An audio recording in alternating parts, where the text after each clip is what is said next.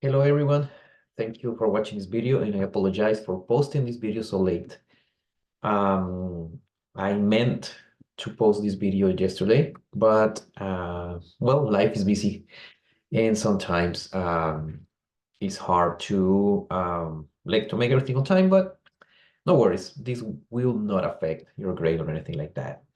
Um, on this video, I want to explain you the assignment number 2.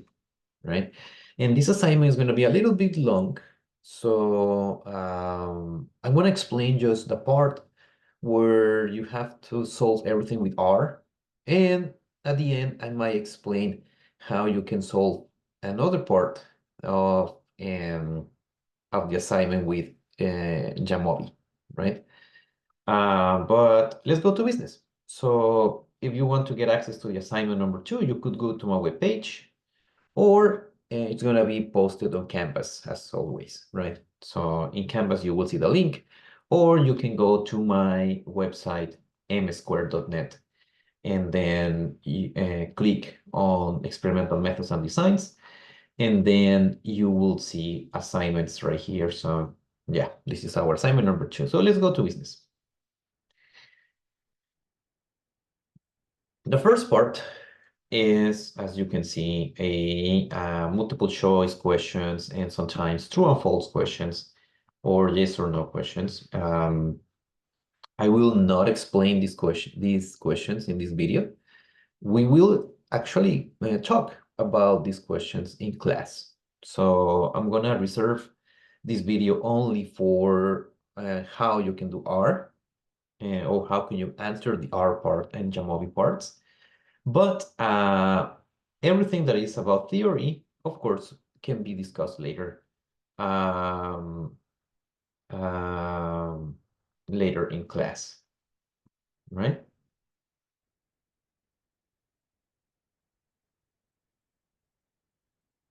All right. In the second part, I'm providing questions that are like short answer questions. So again, I will discuss this with you in class. We are gonna chat a little bit about this on our next meeting on Thursday 31st, right? On Halloween. All right. This is the part that I want to explain you more in how you can do it. In this third part that I call playing with Jamovi in R and or R, you will have to pick to choose. You can pick to use Jamovi, right? Remember that Jamovi is another software that you can use for data analysis, and also you may use R, right? In some exercises, you can select using Jamovi or using R. In other parts, you do have a choice, but I provided a code that you can run on this website. I will explain you more on this video. So if you're planning on using Jamovi, you need to download the data for this first exercise. And this first exercise is about an intervention that I did a long time ago. But let me show you here. So if you click on this link, it will take you to this website, right? And then you click on download the file. And once you download the file, look at that. And then it will ask you for the location, right? Where do you want to save the file? Let's imagine that you want to download this file. So I'm going to just download the file into my folder for downloads. Right, let's do that. Right. And after that, you will have to open open the file in Jamovi. So in my case, I'm going to open the Jamovi software, right? Just 1 second here. It will take some time to load. And if you see that my computer has a different interface, it's because I'm using Linux, so no worries about it. On Windows, it's going to look different. So if I want to open the file, I need to click on Open and then go to Browse, right? And inside Browse, I can go to Downloads. and get the ANOVA data CSV file. This is the data that we're going to use. That's the name of the data set, ANOVA data CSV file. And then you open the file, right? Just 1 second. It will take some time, I guess. I don't know what happened here. Let's try again. Let me see. Open, browse, downloads, ANOVA data, open. Okay, now it's working. I don't know what happened there. All right. So this is the data set that you will use for the first part, for the first exercise doing data analysis, right? Remember, in my assignments, you will always have to answer questions, and also you will also have a part where it's more like a hands-on application of the knowledge, right? So let me explain you a little bit about this data set. I might explain this again during class, probably on Thursday 31st. But I'm going to do it here too. So this data set that I call ANOVA data.csv, it's a data set that is actually, it was a real project. A long time ago, when I was a student, I was the coordinator of an intervention on autobiographical memory. In this study, we wanted to see if an intervention on autobiographical memory could delay dementia, right? There is evidence that says that when older adults or aging adults have the opportunity to exercise their autobiographical memory, right? When they have that chance, their symptoms of dementia decrease, right? Or at least they are less severe, and they can actually could recover a little bit of memory when they have dementia, right? So we did an intervention. And I did this intervention with my mentor. Her name is Monica Salazar in Costa Rica. And my mentor and I were thinking, well, probably we could do 4 groups, right? So one group is group A, right? In the group A or condition A were participants with mild cognitive impairment, and they received the intervention. So they were part of the intervention. In condition B, we had participants with mild cognitive impairment. That means that they are very similar, right? They have mild cognitive impairment, but they didn't receive the intervention. They didn't get the intervention, right? They were the control group for the condition A, right? Also, we had another group. We had healthy participants. They didn't have any cognitive impairment. They were totally fine. And this group C were healthy participants without cognitive impairment, and they received that treatment, right? They were part of that treatment. In condition D, we had healthy participants without cognitive impairment, and they didn't receive that treatment, right? So they were more like, they are the super controls, right? They are people who are healthy, and they didn't get any intervention. So what is the hypothesis here? Well, the hypothesis is that people with mild cognitive impairment will have a better score in cognitive performance, right? That's our dependent variable, right? This is our independent variable, right? Group membership.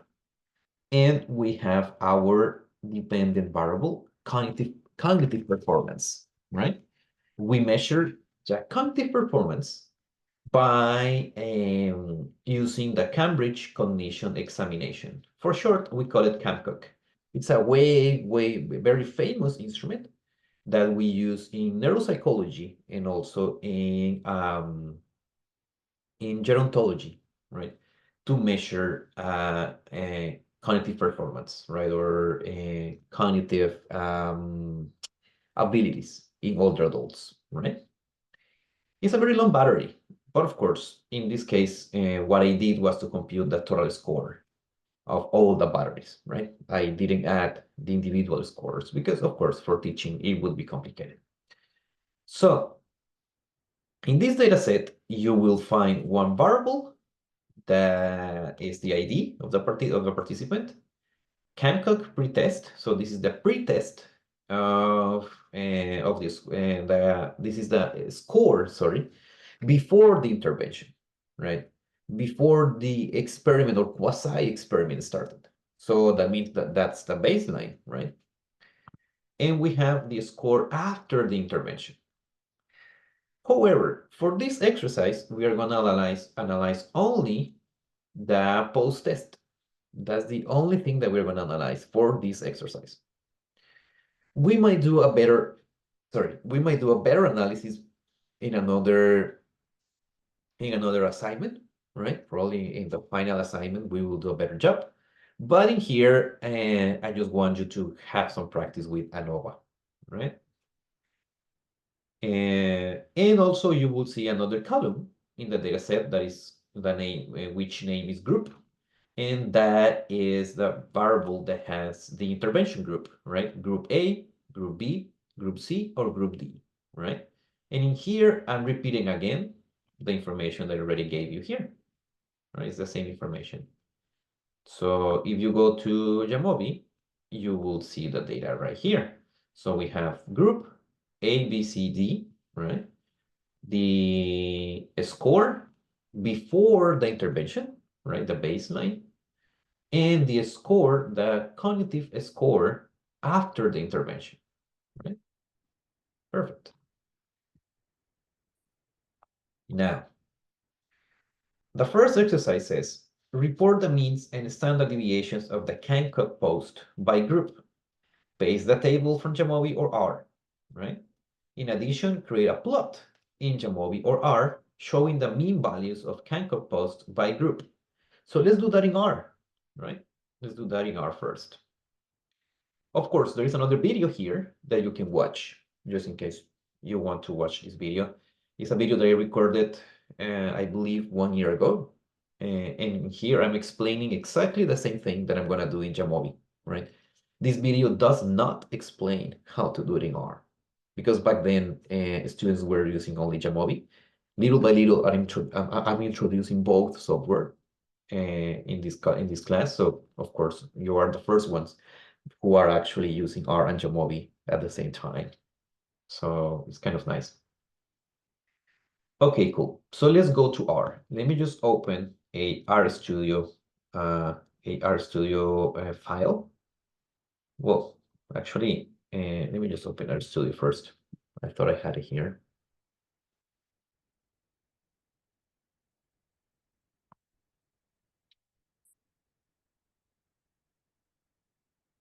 Wait some seconds here. Let me just delete all these files. I was teaching another class before. All right. Now I'm going to create a new Quarto document because I want to render this into a PDF. And I'm going to call this assignment 2. The author, well, it's me, right? And I'm going to render this into a PDF, right? And I click create. Perfect. Remember, this is just a template, right? We can delete everything we want, right? Because this is just a template. And in here, let me see the name. I'm gonna use the heading, third part, playing with Jamovi. So let's do that. Let's use one level. That way I know that this is the third part. And I'm gonna just use 3 little guys here. Well, actually 2 should be fine.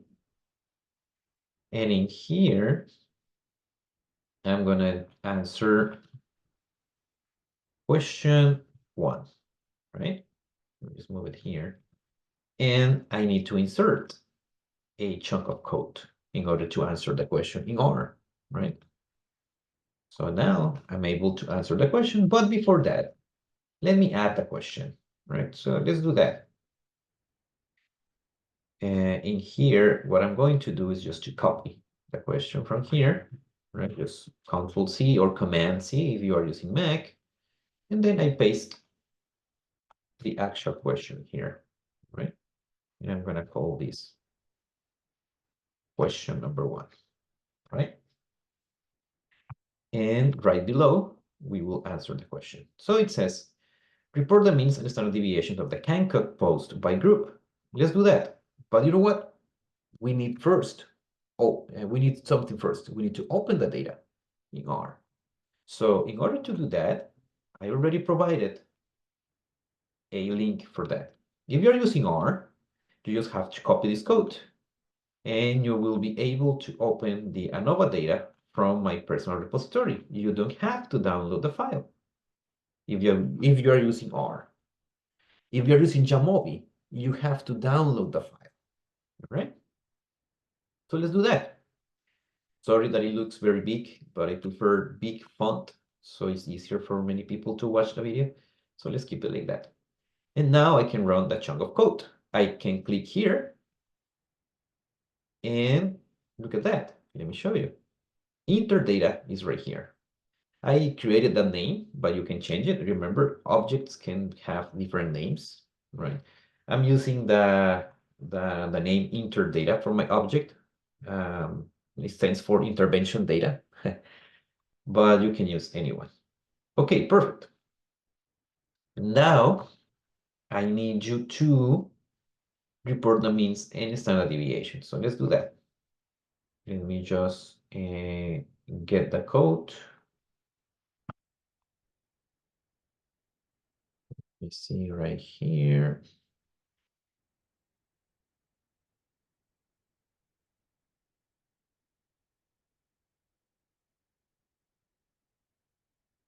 Just 1 second here.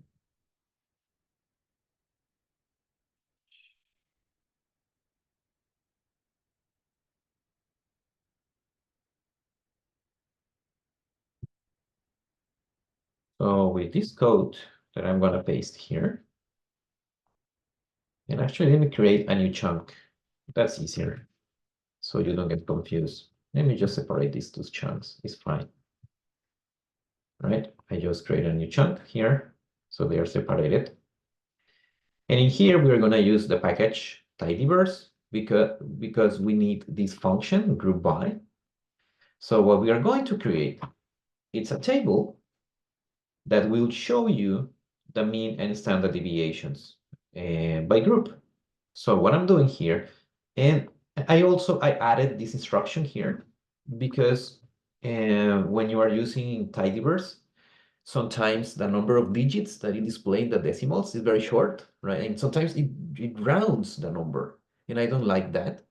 So here I'm specifying to tidyverse, hey, don't round the number. Show me the decimals because I need them, right? So let me run this. Now, let's take a look.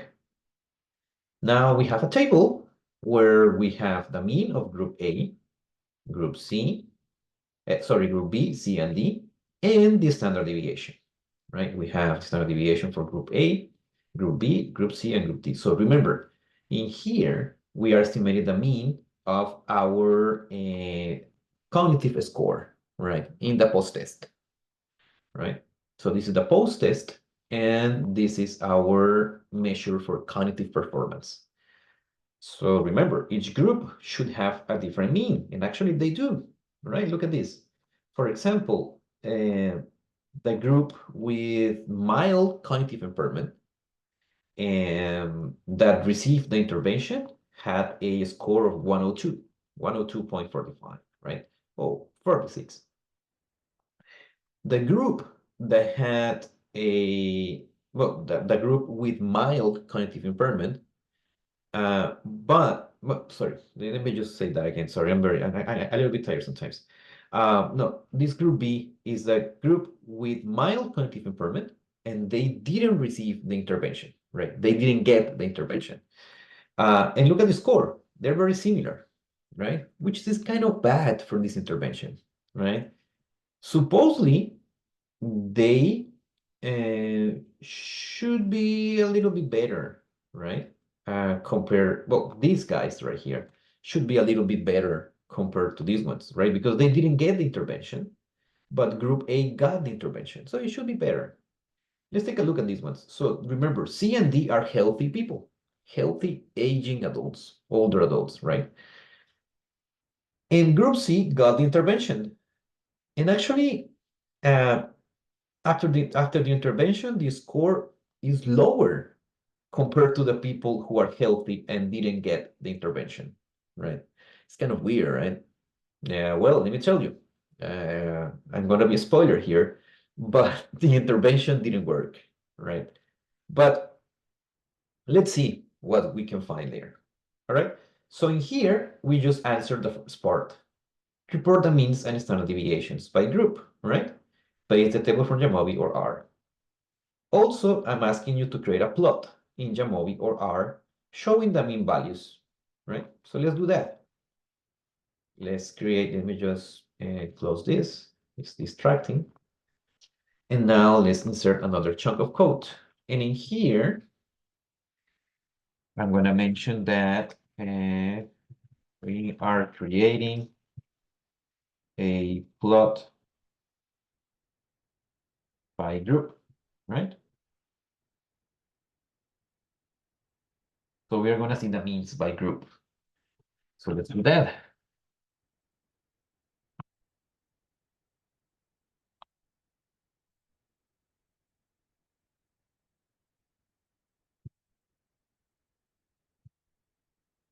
I know it's a lot of code, but let me explain you what is inside this code. Actually, let me run it first. I'm going to click here. So this will run the whole code. Or you can just place the cursor here and just press Control Enter for each line. But in this case, I'm just going to run the whole chunk of code because it's faster for this video. Now look at that. We have a beautiful bar plot. One bar for each group. And in here, we have our post-treatment score, right? The larger the score, the better the performance, right?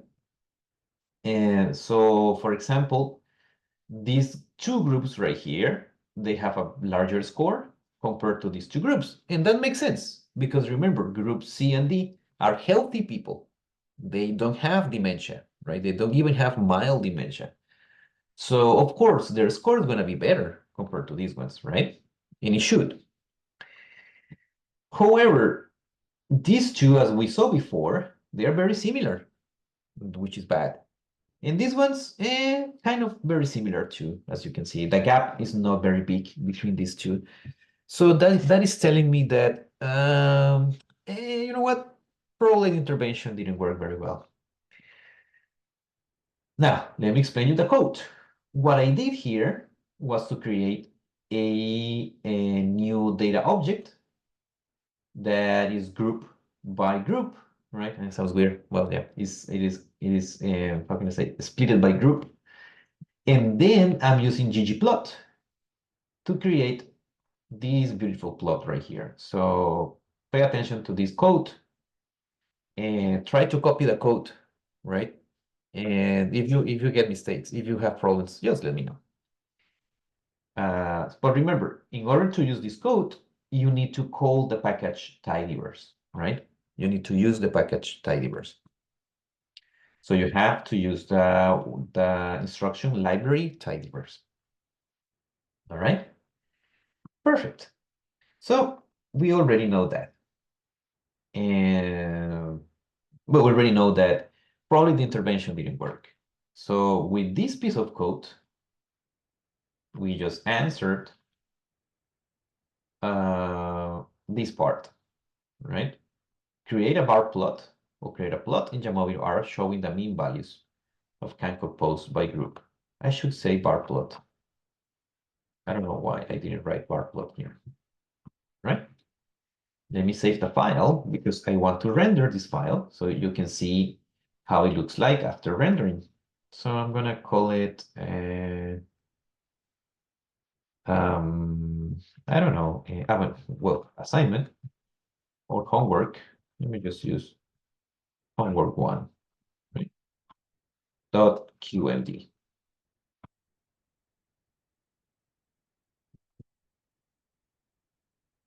Save it, and then I'm going to render.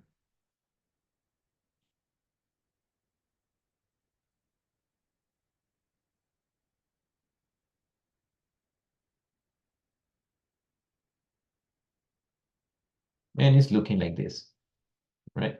No worries about this big line. No worries, don't worry about it. That's something that it can be fixed, but it's not necessary to fix that for this assignment, right? And you can see everything we did, and at the end you will see this beautiful bar plot, right, on the PDF.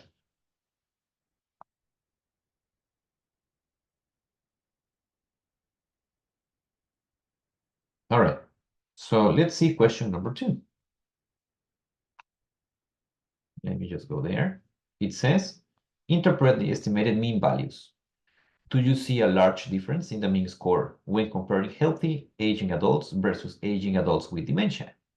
Do you observe in the bar plot a remarkable difference between groups A and B? Well, let's copy this. This question does not require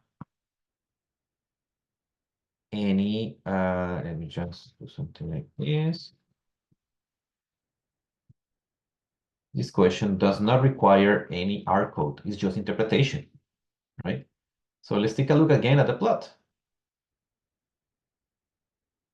What do you think about this plot? Let me make it smaller, probably, so we can see better. Oh, there's a typo here, I believe. Yes, you can change it later here. Look at that. There's a typo here. All right. So the question is, do you see a large difference in the mean score when comparing healthy aging adults versus aging adults with dementia? And the answer is yes. There is a big gap between these two groups compared to these two groups, right? Yeah, makes sense, as I said before.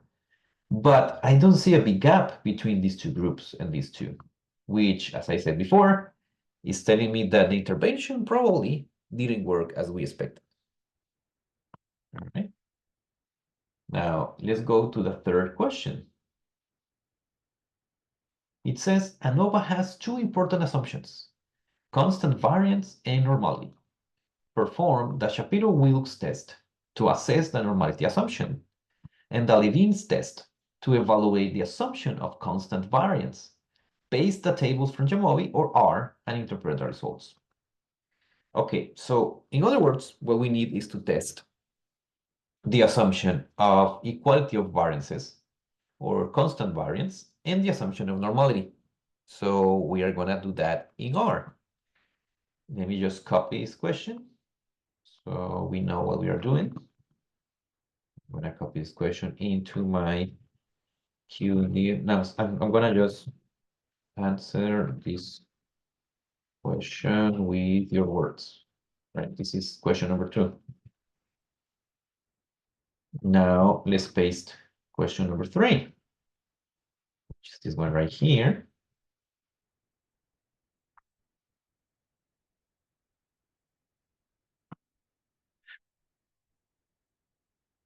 And for this question, we are going, oh, first, let me just insert a chunk of code, otherwise it won't work. For this code, for this question, we are going to use the library car.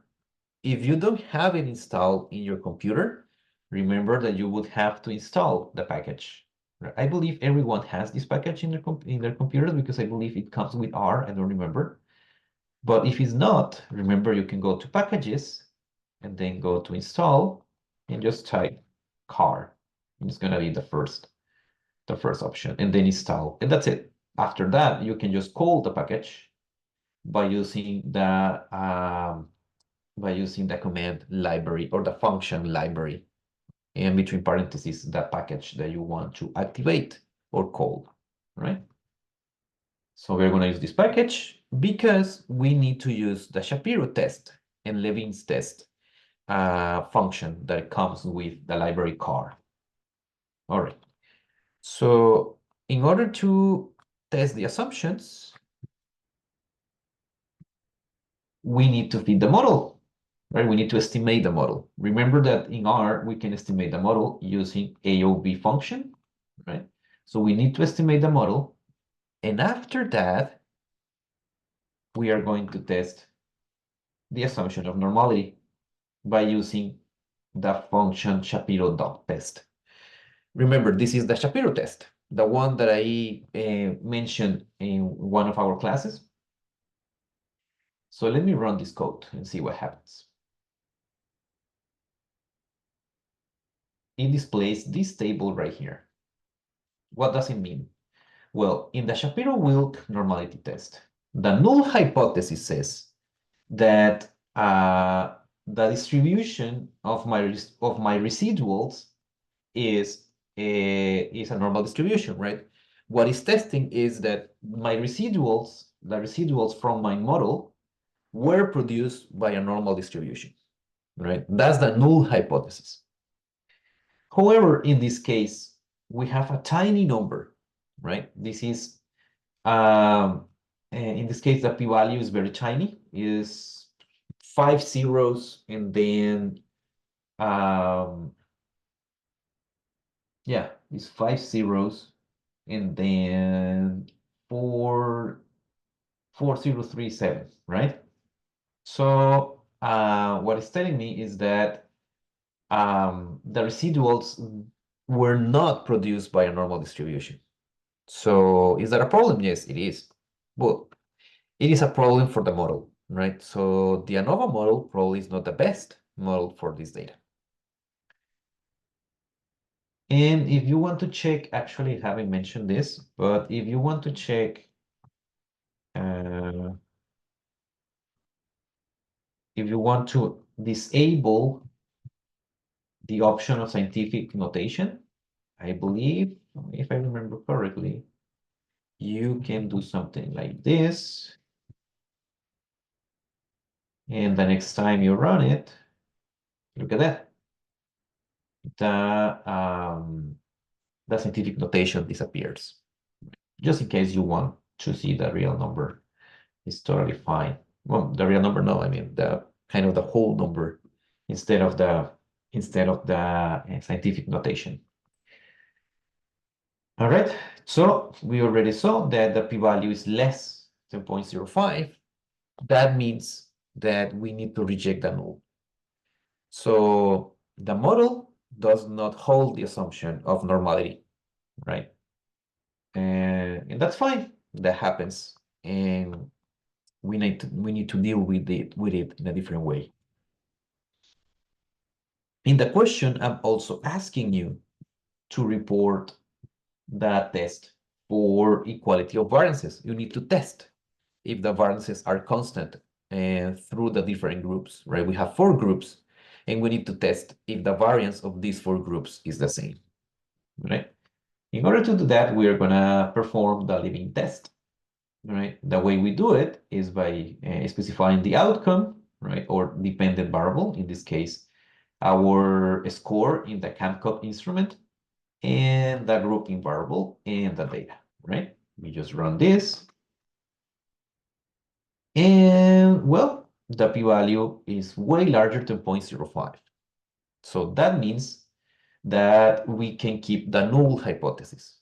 The null hypothesis says that the variance in these 4 groups is the same, right? That's what the null hypothesis says.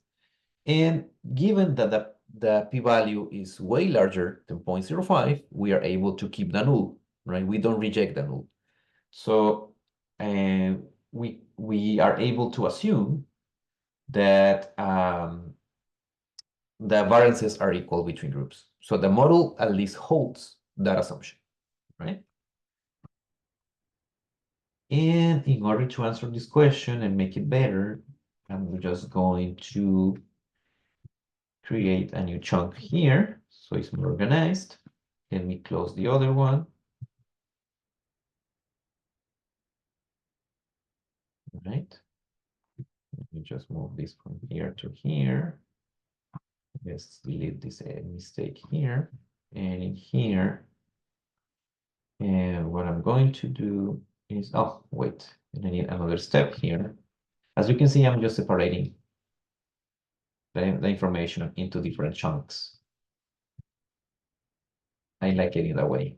You don't have to do it, but I think it's better because you can tell me here, for example, this is normality test, right? And this one is, this is the constant variance test, right? So now it's kind of more organized, it's kind of cleaner once you render the file. Now, question number 4. Let's see what it says. It says, perform an omnibus ANOVA to determine if there is any mean difference not explained by chance alone, right? Paste the table from Jamovi or R in your answer. All right, let's go there. Well, let me just copy the question like we did before.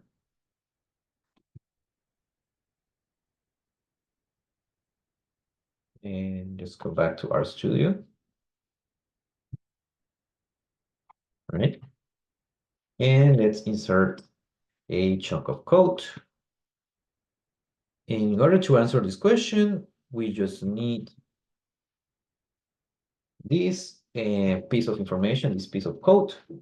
In here, I'm estimating a omnibus ANOVA. That means that I'm going to test the hypothesis that all means are the same, the null hypothesis, right?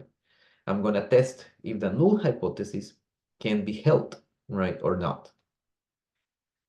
So if I run this code, now I created my object, ANOVA fit, and then you can use the function summary to see the content or the output of this new object, right? So press Control Enter, and ta-da! This is the output. So it's telling me that there are 3 degrees of freedom. Remember, these degrees of freedoms are calculated. For example, in this case, these are the degrees of freedom of the model because we are using the F distribution. And remember, the F distribution needs degrees of freedom.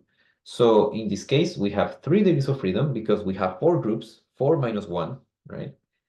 And in here, the residuals have 36 degrees of freedom. Why? Because we have 37 observations. So 37 minus 1 will give you 36 degrees of freedom.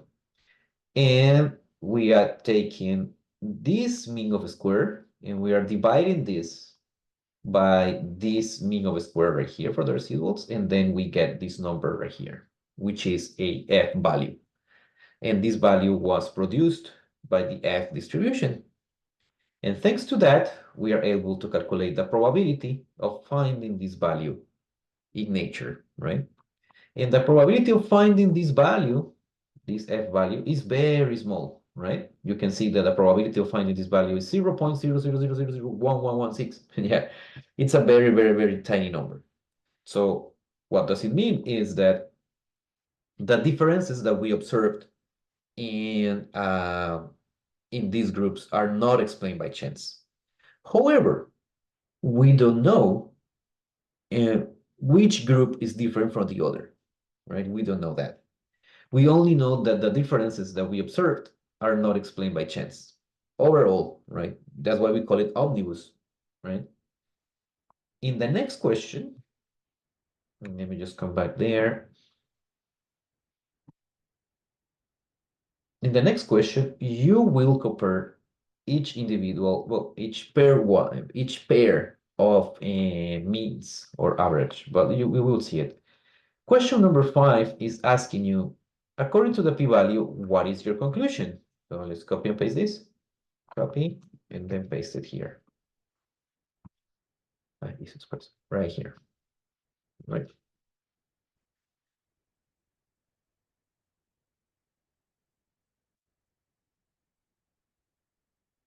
What is your conclusion? Well, the conclusion is that the mean differences observed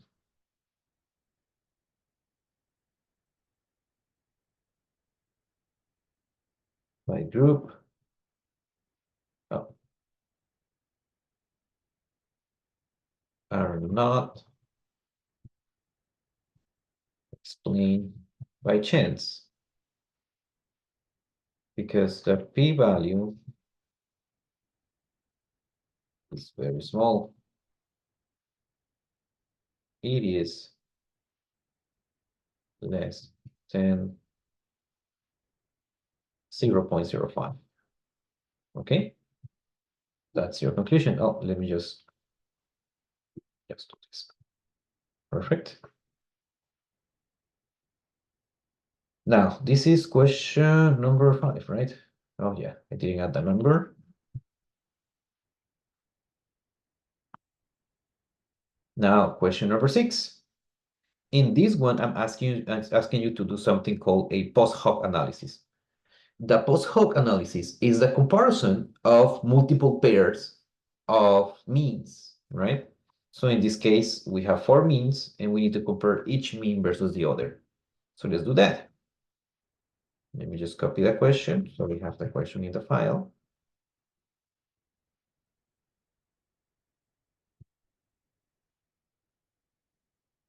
And let me just enter, or just create a chunk of code. And in here, we are going to use another function that is called the two-key AHD. So this will perform something that we call a post hoc, a two-key post hoc. Yes, that's how they pronounce this one, two-key. So Tukey was a statistician. He was very famous because he did a lot of things in statistics.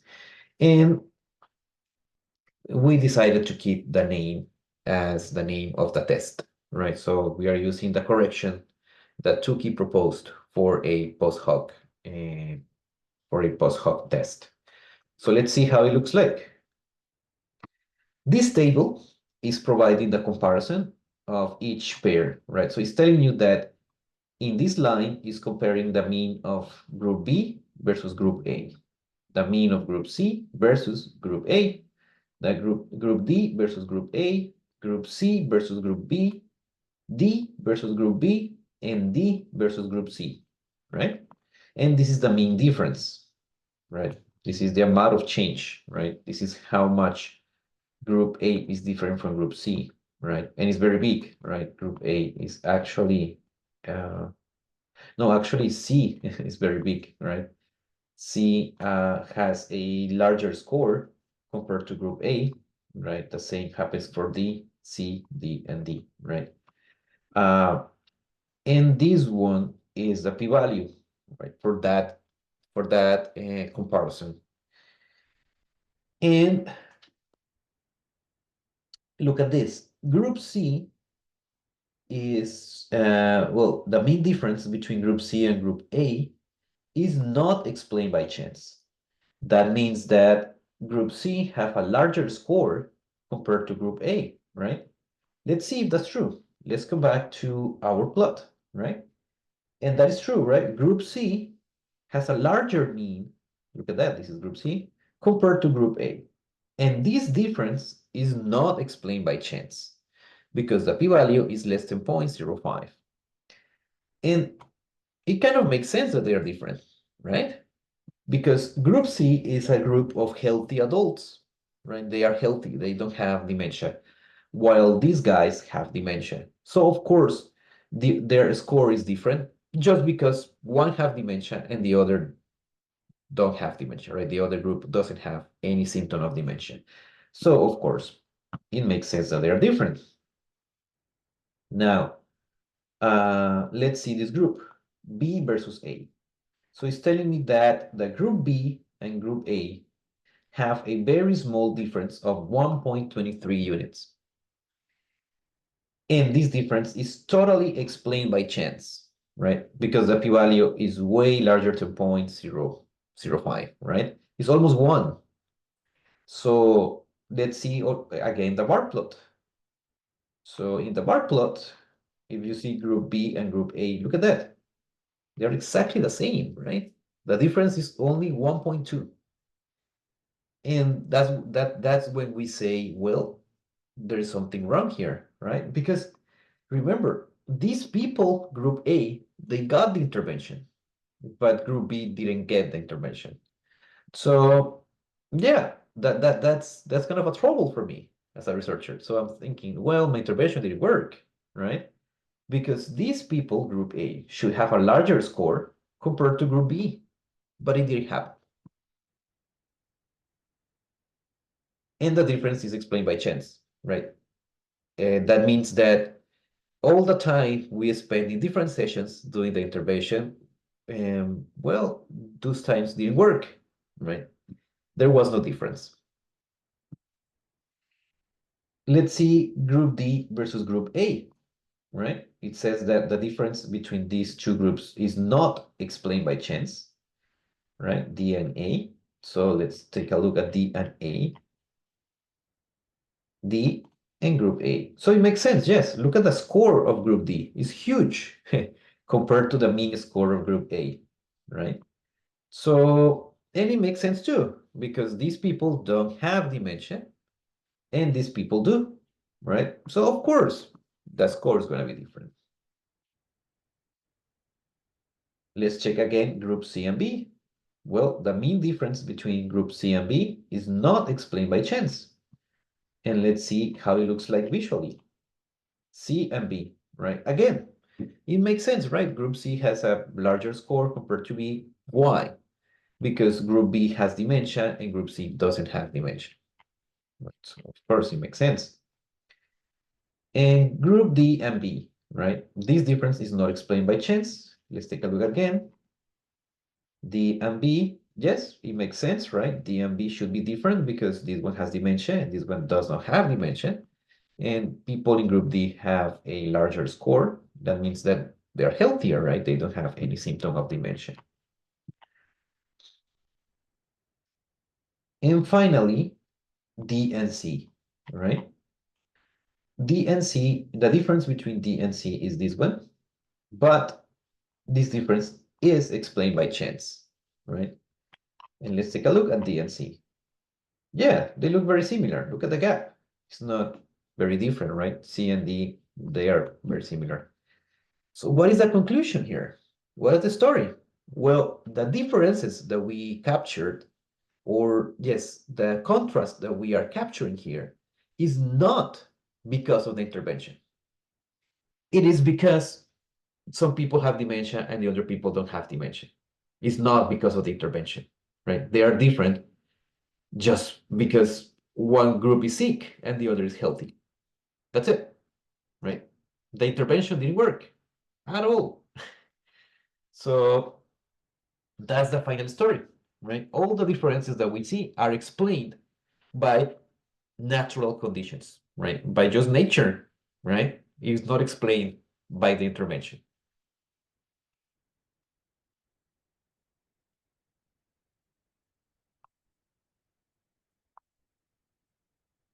And of course, in this answer, you have to how can I say, interpret the results, right? I just did it. I just interpreted the results. You can write something similar, right, on those lines. Now let's jump um, into this code right here. So in this part right here that I call standard error and confidence intervals, it's kind of a mini lecture. It's kind of a small lecture on standard errors and confidence intervals, right? I believe I explained this in class. If not, I'm going to explain it again later in class. But the main point is to understand what is a standard error. A standard error, as I'm mentioning here, is a measure of how far is your estimate from the true value, from the real value in nature. Remember that we don't know the real value in nature. I have shown simulations where I know the true value because it is a simulation. But the real life is not a simulation. Well, at least that's what we know, or at least what we believe. Probably real life is a simulation, I don't know. But we assume that the real life The real nature is not a simulation, right? So we don't know. We don't know the real value for our estimate. So because of that, in statistics, we created something that we call the standard error. The standard error will tell you how far you are from the real value. So in this example, I'm estimating the standard error of the mean, right? So in this case, it's a simulation where I'm simulating 10 observations, right? And I'm using the normal distribution to simulate 10 observations, right? 10 scores, right? I'm simulating 10 scores out of the normal distribution, right? And after that, I'm estimating the standard error, right? When I have 10 observations, my standard error is 3.01, right? It's kind of a very large standard error, right? So I'm very far from the mean, right? When I have only 10 observations, I'm very far from the real mean. The real mean is 50, right?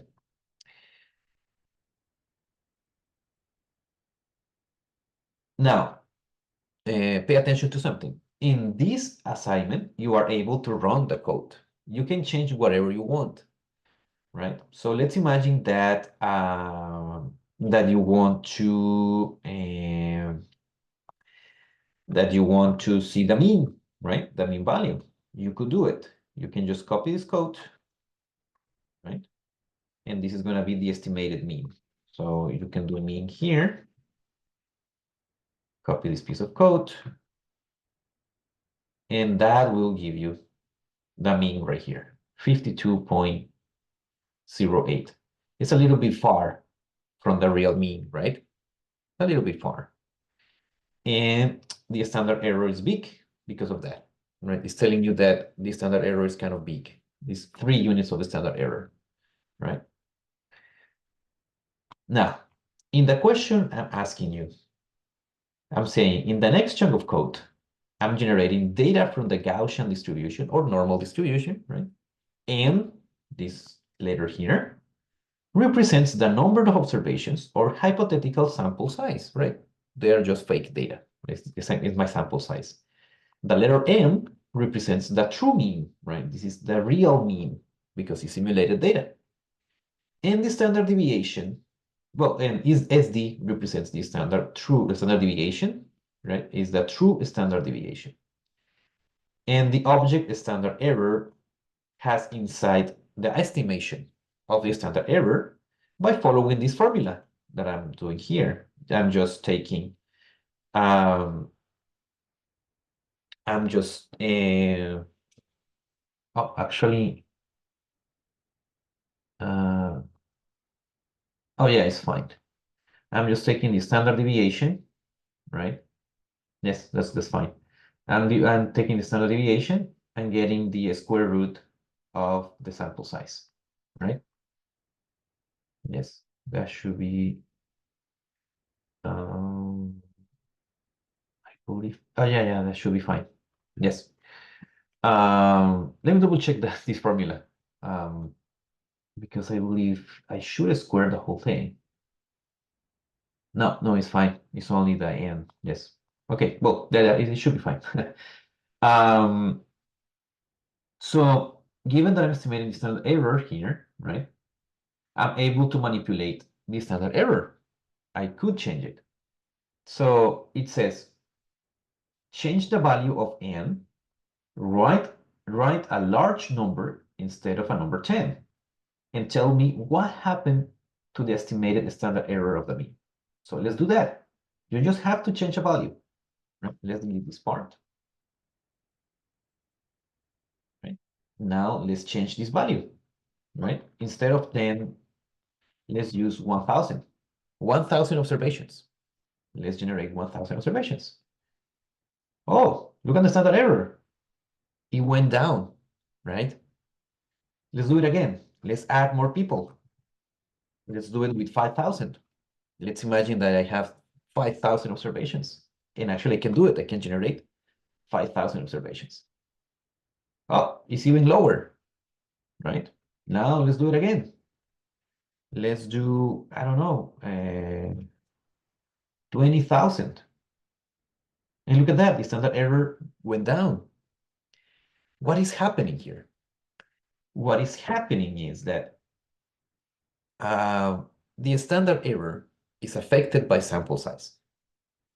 So if you have more people, if you have more observations in your data, when you collect the data, right? When you are collecting the data and you get, I don't know, 1,000 people, right? You are going to be closer to the data generating process. That means that you're going to be closer to the true value, to the true mean, right?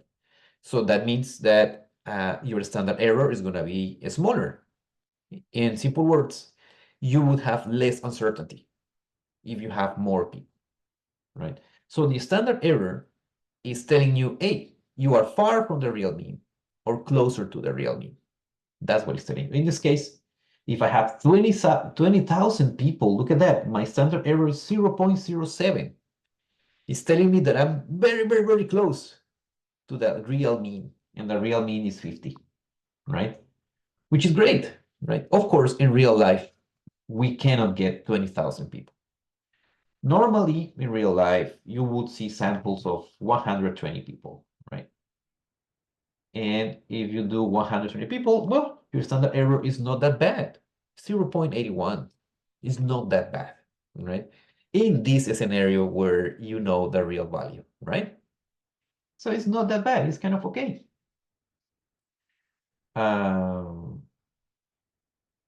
Yes, it's kind of fine. So in this exercise, the only thing I need you to do is to change the n and tell me what happens and run the code, right? You can use a large name if you want to. Sorry, a large number if you want to. I don't know. Even larger than that. I don't know. Something like that and see how much time it takes. Probably it will crash. Let's see. It's a very big object. Ah, it did it. Look at that. Nice. The server worked totally fine. So look at that. With a very large number, your standard error is almost zero, right? You are actually hitting the target. You are very close to the real number, the real mean of this process, which is 50, right? Now, confidence intervals. Confidence intervals are the confidence interval is the range of values where the real value is located, right? So in the confidence intervals, you will have a lower bound number and an upper bound number. Oh, I need to change this. This should say upper. Actually, that's instead of lower, it should say upper, like this. Sorry about that. I need to correct that. Upper. Well, this is UPPER. I don't know why I did that. Sorry about that. So it should say upper bound of the interval. So by following this rule, right, by following this estimation, this is the mean, right, and this is 1.96, you will get a confidence interval that is 95% confident, right? So, and you can change that. You can be 99% confident or 89% confident, but typically in statistics, many people like 95% confident. So in order to get a 95% confidence interval, you have to multiply this by 1.96, which is in reality the 97.5 percentile in the standard normal distribution, right? So this is the value. This will give you, if you use this value, you will get approximately 95% of the values in the normal distribution, right? So yeah, for confidence intervals, we are many times using the normal distribution as a point of reference, which is not the best point of reference, but well, many people still use it.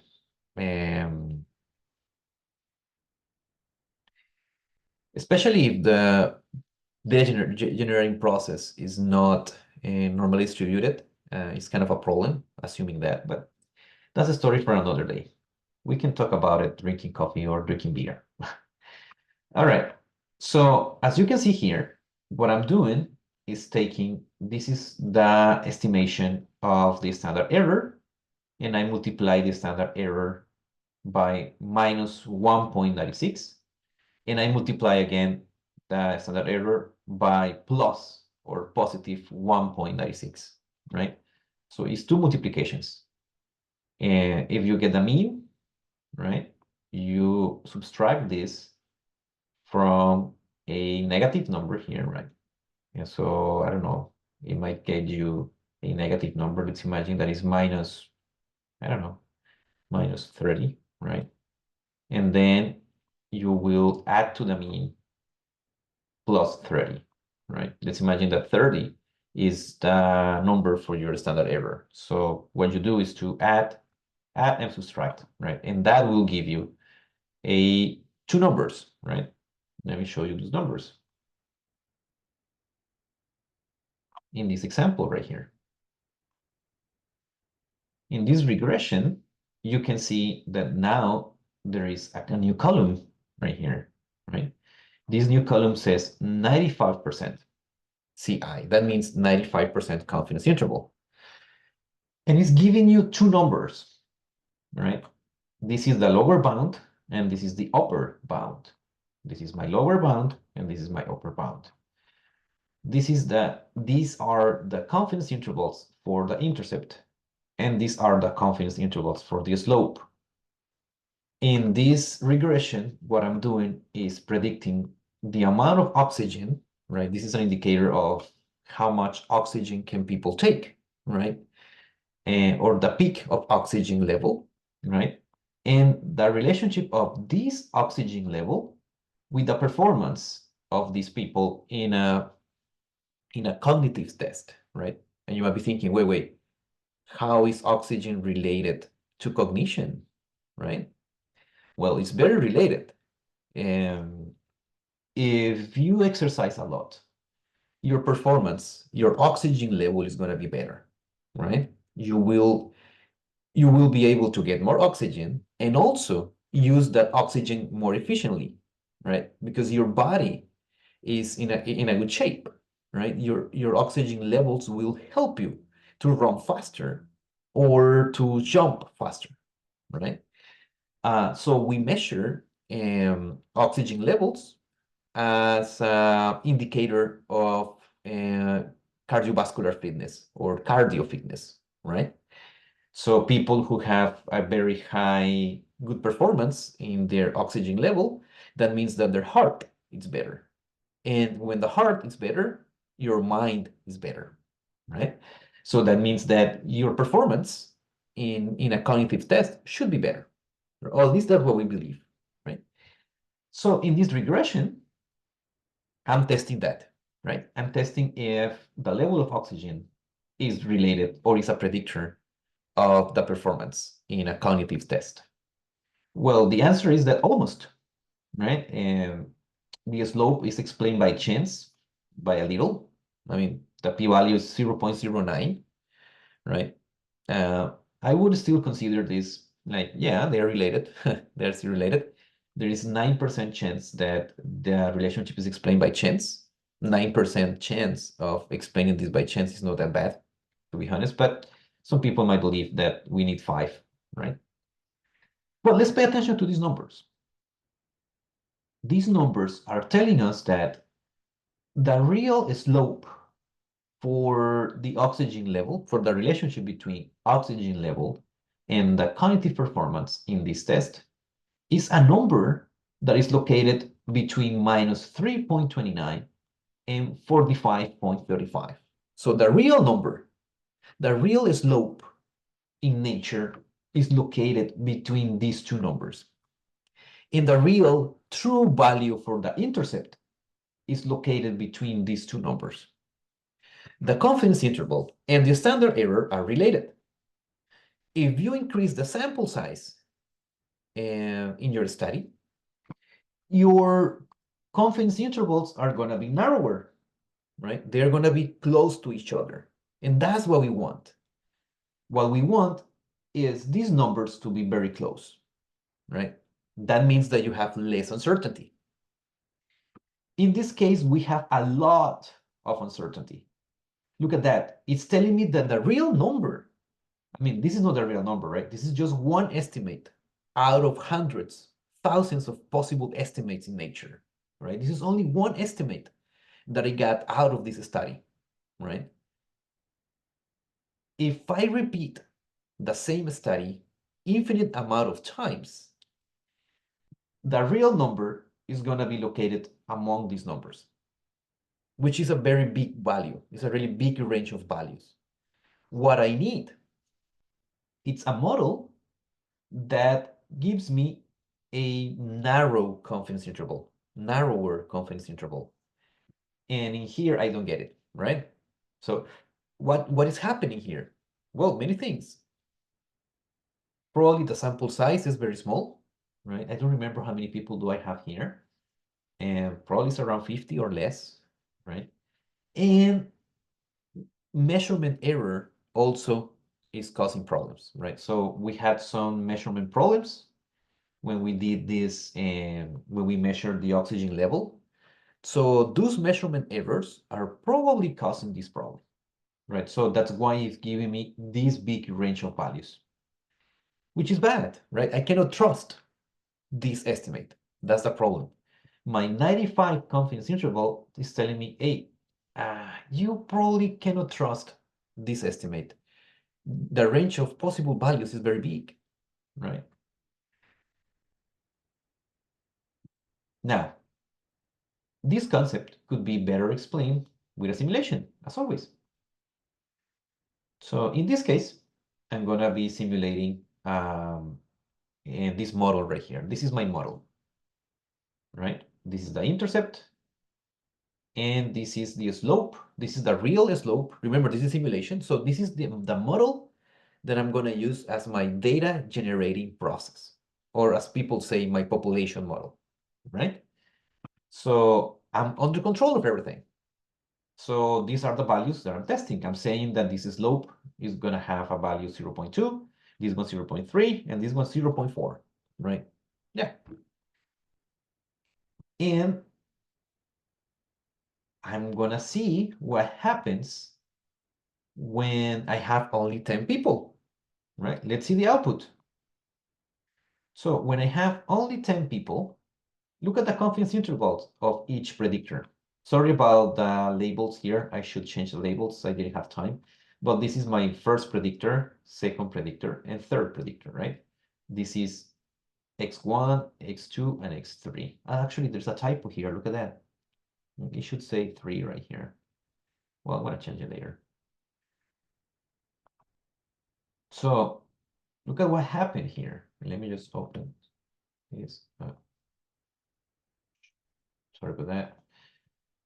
Look at the confidence intervals, right? They are actually a little bit off, right? There are a lot of numbers between them. Still is not that bad, but there are a lot of numbers here in this confidence interval. So this is a very wide confidence interval. Why? Well, because I have only 10 observations. Well, let's change it. Let's change it and see what happens when I have 1,000. And I change the code. Remember, you can do this on the website. You don't have to do it on R if you don't want to. And then run the code. Oh, look at that. Look at that. They are numbers very close to the real value. What is the real value? Well, in the second predictor, the real value is 0.3. And look at that. The confidence interval goes from 0.3 to 0.42. Well, it's kind of closer, right? When I increase the sample size. Look at the real value. In the first predictor, the real value is 0.2, right? And it's telling me that the confidence interval goes from 0.12 to 0.23. So it's kind of getting closer to the real number, right? It's telling me like, oh, The real number should be around there. So let's do more. Let's do 100,000 and run the code again. Oh, now it's way better. Look at that. And look at how narrow they are. It's telling me that the real number for the first predictor, it's a number that is located between 0.19 and 0.20, which is true, right? The real number is 0.20 because I'm under control of this, right? I control this scenario, which is nice, right? The same happens for this one, 0.3 and 0.30, 0.30 and 0.31, right? And the real value is 0.3. So yeah, that is true, right? So now the confidence interval is more accurate because it has less uncertainty. Why it has less uncertainty? Well, because I have more information. I increase the number of observations, right? And remember, this is something that we call the law of large numbers. If you increase your sample size, you're going to be closer to the data generating process, right? So it's a good chance that you will get closer.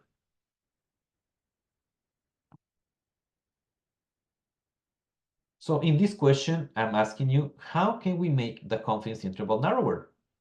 Well, I already told you, by increasing the sample size. Once you know the answer, modify the code accordingly. So what you have to do? Well, modify this number. Instead of 10, as it was before, right? Let's maybe just start over. It resets. It was 10 before, and the only thing you have to do is to change the 10 for a very large number, any number you want, right? And if you want to use this function, remember that you have to install the package parameters, right? I should have added parameters here so you could see it well.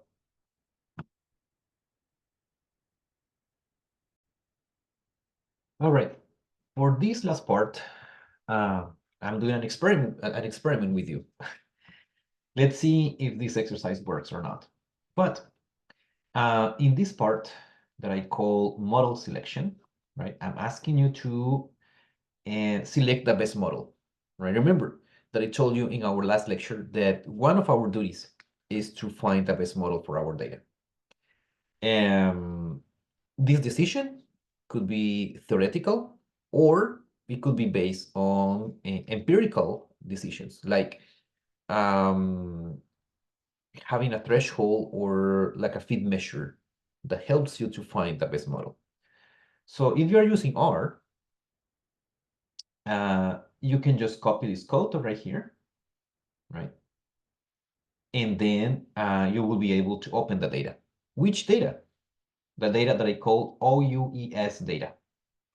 What is OUES data? The OUES data stands for Oxygen Uptake Efficiency Slope.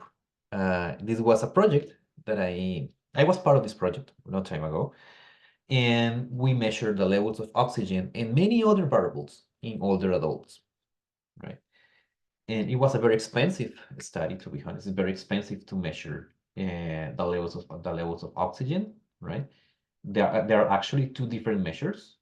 I estimated the OUES, and also I estimated the VO2 peak, which is also another measure of how much oxygen can you handle, right, under a very extreme condition of exercising, right, under the condition of vigorous or a very high level of physical activity, right? So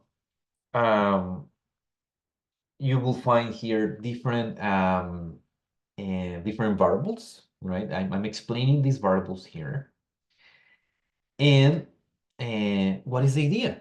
Well, you will find the best model for this data, right? I'm not going to tell you which is the best model. You will find the best model. You will need, of course, this code that I'm providing right here, and of course, this code right here. So let me show you. You will need to open the data, right? So let's open the data. Let's just do Control C right here. And this is going to be question number 9.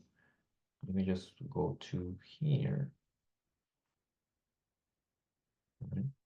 So you can answer here. Oh, I was using 3 or just 2. I just 2. Question 9, right? And in here, you don't have to copy and paste the whole instruction, because look at that, it's very long, right? You don't need that. Well, yeah, we might. Let me just copy this for the sake of reference, so I don't have to come back here. Oh, actually, how I did it. Oh, actually, it wasn't like that. It was like this. And just 9 right here. Okay. So in this task, let me come back to the instructions. You will use the AIC value that I explained in class, the AIC field measure, right? And you will try to find the best model for this data. You should select a variable or all these variables if you want, right? As possible explanations for your outcome. And you might be thinking, what is my outcome? Well, you can decide that too. I'm recommending one rule for finding the outcome, and that is the relationship between physical activity and cognition. So your outcome can be any cognitive variable in this data set.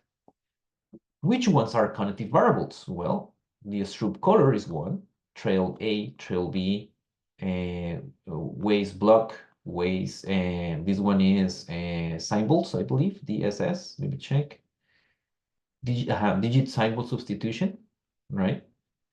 And also delayed logical memory, logic memory. Those are cognitive measures, right? And you could use any of those cognitive measures as an outcome, and you can use the other variables as predictors, right? And actually, I'm giving you an example right here. In this example, what I'm doing is selecting the variables that I want to use in my model in this part right here. And then I'm dropping the missing values. Because if you have missing values, you cannot do this, right? They would be different models. And I will explain that in class later. And after that, I'm providing the worst model that you can provide. In this case, I'm using the block design test as a possible outcome for this model, right? I want to predict what is the best, well, I want to find the best set of variables that are related or could be predictors of the score for this test, which is called block design. Block design is a very famous test in the scale of intelligence, the Wechsler scale of intelligence. And the subject or the participant has to create some figures with blocks. And of course, the participant has a time to do that, right? So it's timed. So it's constrained by how much you can do in a very short period of time. So this test measures things like working memory, problem solving, and other things together, right? So in this example, what I'm doing is trying to find the best set of variables, and I selected these 4 variables as possible explanations for the score, right? Or possible predictors of the score of block design. And at the end, I'm providing oh, actually, I didn't need this. You don't need this part, to be honest. You only need this part. Well, and then I'm using the function step AIC. This function will give you the best model, right, based on the AIC value. And in this case, look at that. The best model was a model where only only digit symbol substitution was the best predictor, right, of the score of the block design. VO2 peak was not a good predictor. That means that these two measures of oxygen were not the best, and heart rate was not the best. This is heart rate after walking 6 minutes. Well, actually during 6 minutes walk, right? And that didn't predict anything. The only thing that predicted the score was this one, right? So this is an example of what you can do. And you can change, and you can change the variables here, right? And just change it, right? You can actually practically you can practically copy and paste this code and just change the values here, right? Change the variables here and here, and then run the model, right? And I will explain more in class, right? Probably it's better if you see it in class in the next time. And well, thank you. Thank you for everything. This is everything for this video. And watch for more videos later. And watch if you are taking this class online. Well, pay attention to the recordings, the class recordings every week. Thank you so much, people, and have a wonderful day.